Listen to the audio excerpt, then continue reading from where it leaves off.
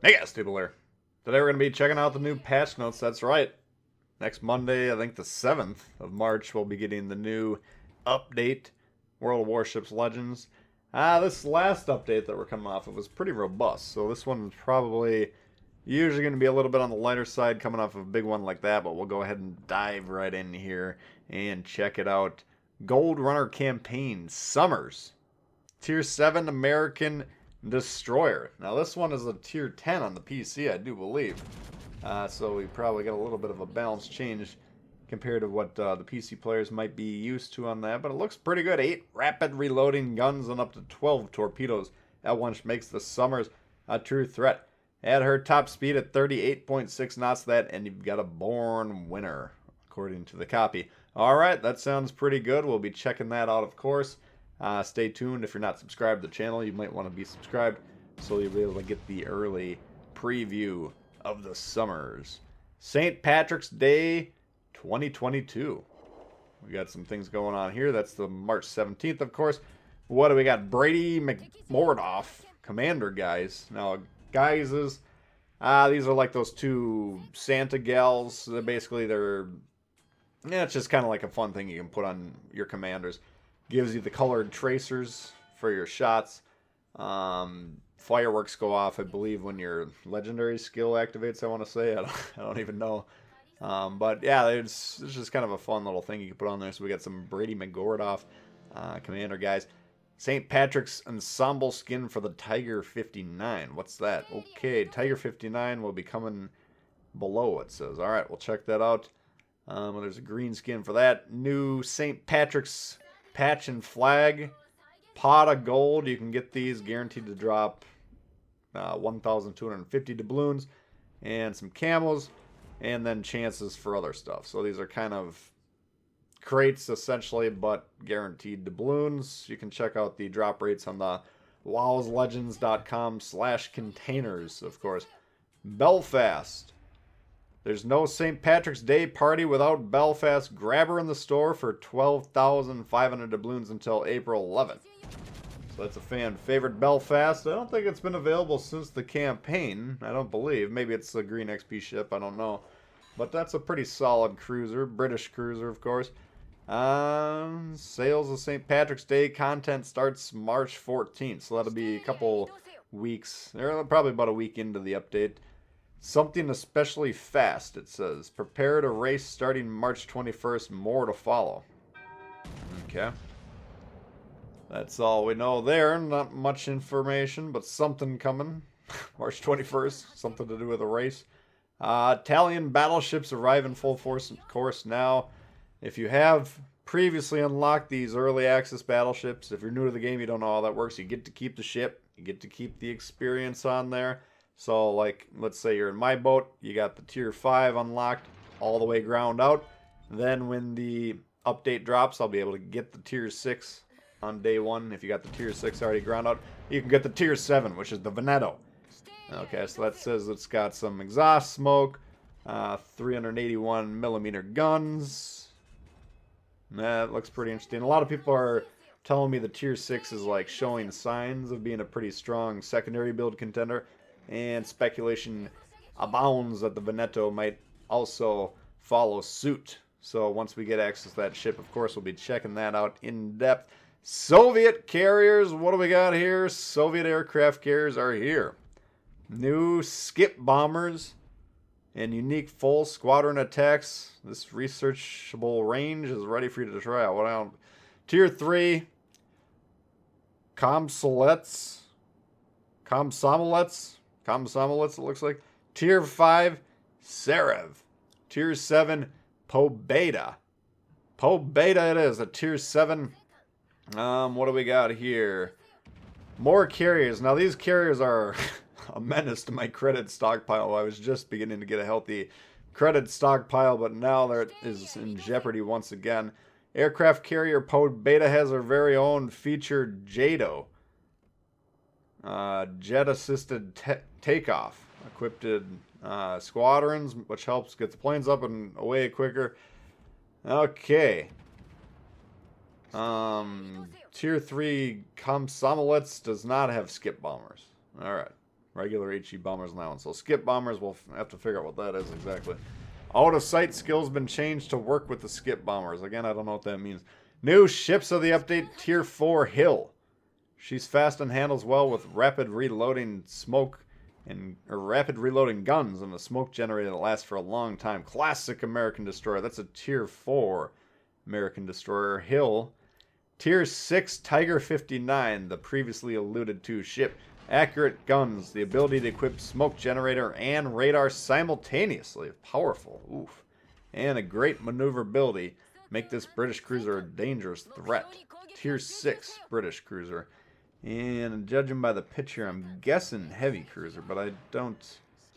Oh, 406 millimeter guns. Triple turrets. Oh wait, no, this is the Champagne. Never mind. I don't know if the Tiger 59's light or heavy. We'll find out. Champagne, though, like I alluded to a moment ago. 750,000 global XP. Not my top recommended global XP ship, but some players out there do love the Champagne. I am not one of them. Balance changes. Balance changes are coming. We're boosting Tier 3 and Tier 7 credit earning modifiers by a few percent to make the ships a little more attractive to those who normally avoid them.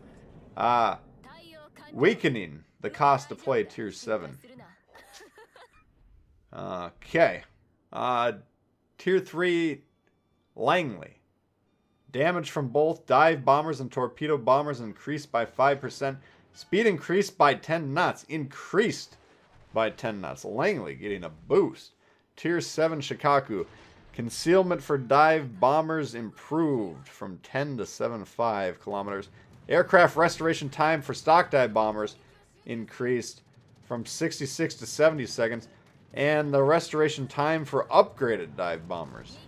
So when you upgrade the ship or the planes, it's decreased from 76 to 65. At least this time they're acknowledging that they're boosting the restoration time. Unless I missed it last patch notes, in which case it's my own fault. But they, in my opinion, they stealth buffed all the carriers, at least the Tier 7 ones, by massively slashing the restoration time last update. Or at least that's when I first noticed it. But now the Shikaku's restoration time for the dive bombers, assuming you have them upgraded, dramatically reduced. 11-second difference. British Tier 7-3 Hermes. Maximum bomb damage increased from 2,400 to 32. Maximum torps, we get some damage boosts there. Speeds, 5 knots faster. Torpedo arming time reduced by a half a second. Speed increased on the torps, 35 to 40. Torpedo spotting range increased by about 15%. I don't know, that's marked in red, so I don't know if that's how easy it is for those torps to be spotted. Presumably so. German Tier 7 von Parseval. Damage to both dive and torpedo bombers, or damage from those rather, reduced by 5%. So the Parseval, heavily feared ship. Little bit of a nerf there, 5% damage. Alright, we're bringing changes for 2 destroyers. The Tier 6 Minsk received a buff 3 updates ago. It says a few updates ago. I thought it was like 1 or 2 updates ago. A little too strong, apparently. Reload, 3.5 to 4 seconds. Reload time for the torps increased by about 9 seconds, 12 seconds for the upgraded torps. So the Minsk, I don't even know if I've played it since it's got a buff. We better check that one out before it gets a little bit of a nerf. Not huge, but a little bit of a nerf. Pan-Asian Tier 7 Xianyang. Now, when I reviewed this, I was like, is this the best Tier 7 destroyer? I don't think a lot of people agreed with me. But now this is saying it was a bit subpar compared to her peers. So apparently I was wrong, at least according to the spreadsheet. She's not the best in knife fights, and her torps do require particular targets. Not wanting to make her too universal, we're doubling down on her torps, so implementing the correct play style with her will be rewarded accordingly. Torpedo range increased from 9 to 10.1, and the damage up a full 1,000 for the upgraded torpedoes. Here's another one. Now this is non-ship specific. You can now set a priority target for your second armament, as well as turn your AA guns on or off. Both of these heavily requested. Certainly the secondaries, basically since the German battleships came out, about 2.5 years ago at this point in time. And the AA, certainly since the carriers first launched roughly a year ago. Both of these heavily requested, and that is very interesting. To do this, go to your quick commands wheel and use the appropriate buttons depicted on the right. Gun lock has also been added to this panel, which will be especially useful for presets without gun lock. Interesting. A lot of people are, if you watch me play, you notice I use gun lock heavily, and I would recommend everybody do so. Now this is giving it more universal access rather than just using a couple particular presets. I use preset number 3 if you're interested. Anyway, that's pretty much it. There's some bug fixes here and there. But yeah, that's going to be it for this one. So not a huge update in terms of new stuff, but some interesting stuff. The secondaries, the AA, that one stands out for me as kind of the most interesting. Of course, we're looking forward to checking out these new Tier 6 and 7 Italian battleships. So I've been hearing some pretty good and interesting stuff about the Tier 6, and the Tier 7 does look intriguing as well. No mention of a commander, though. No mention of a commander whatsoever. Everybody was kind of wondering, where are we going to be with this accuracy build Italian battleship commander? And as of right now, it looks, unless I'm missing something, but I don't believe I am, it looks like that is going to be behind a paywall. Interesting decision.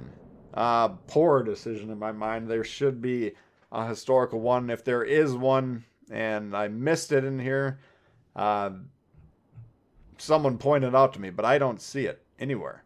Unless sometimes we get kind of a rough draft of these patch notes. Once in a while they change things between when I read them, like the day before, and then when it actually launches. Maybe. Let's just hold out hope that there is a historical British or Italian battleship commander. But that's a poor direction that the game's going to go. You need to be, if we're going to put out lines, why are we making it more difficult to come up with decent builds for these ships?